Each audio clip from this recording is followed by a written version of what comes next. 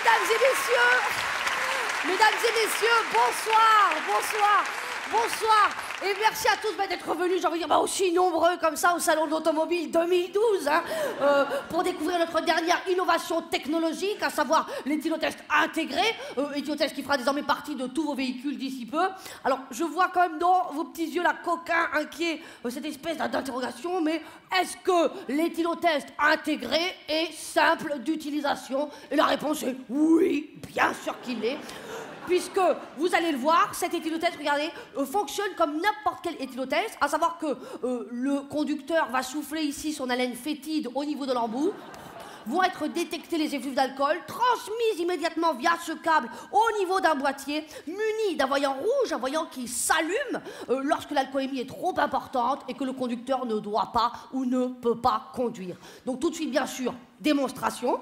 Donc vous avez ici une bouteille contenant un alcool assez fort. Hein.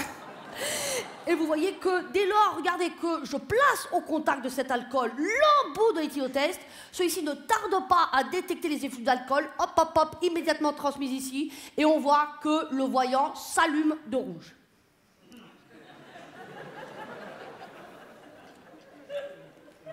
Mais là, en même temps, c'est vrai qu'il n'y a pas de mouvement d'air. C'est pour ça que les effluves d'alcool ne sont pas... Non, parce que normalement, le conducteur souffle son haleine, ce qui permet aux molécules d'alcool de se mettre... Ce qu'on va faire, c'est qu'on va se mettre dans les conditions réelles. Je demande 2 secondes. Hein.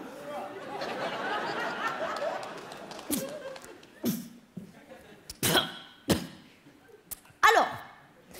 Vous êtes maintenant, mesdames et messieurs, devant une personne ayant consommé un peu d'alcool.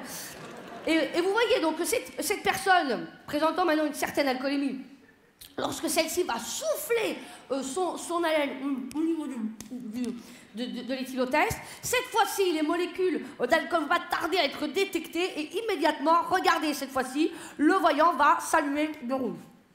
Oui. Alors, que nous dit le boîtier? Le voyant ne s'allume pas de rouge, ce qui signifie que la personne présente en fait une alcoolémie qui est en dessous de la limite autorisée. Cette personne ne représente par conséquent aucun danger potentiel pour tous les utilisateurs de la route. Elle peut donc reprendre le volant, ce qui ne serait pas le cas si elle avait une alcoolémie plus forte, cas qu'il nous faut bien sûr envisager maintenant.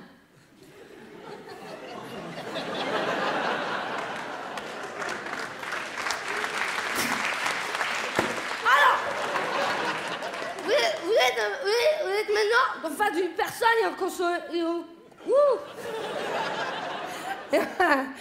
consommait beaucoup d'alcool. Si cette personne, maintenant, elle va souffler comme ça, elle va souffler dans l'embout les molécules, vous voyez, les molécules d'éthanol, elles vont se coller comme ça sur le capteur au niveau de l'éthylotest. C'est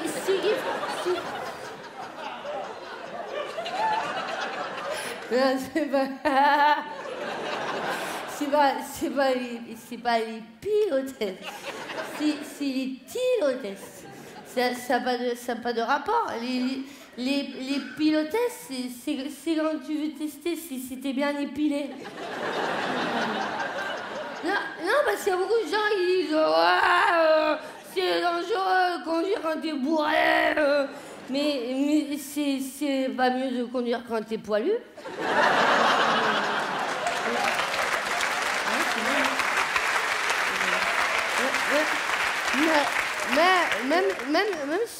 Même si je vous le concède, l'alcool tue quand même beaucoup plus de gens sur la route que les poils. Mais j'ai l'impression que vous comprenez pas ce que je raconte. Si l'alcool, c'est dangereux. Ils arrivent de Maine. He's walking on the street. Et là, il y a un camion, le mec, il est bourré, il ne le voit pas. Qu'est-ce qu'il fait? Il se flash le Maine, il passe sous les jantes. Sous les jantes, le Maine.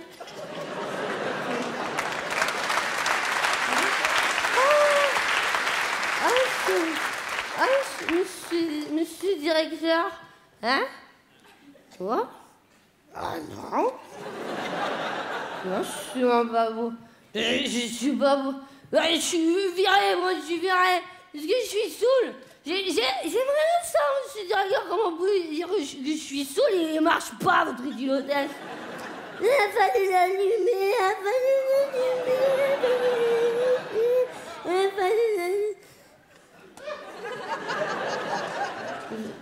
Fallait l'allumer?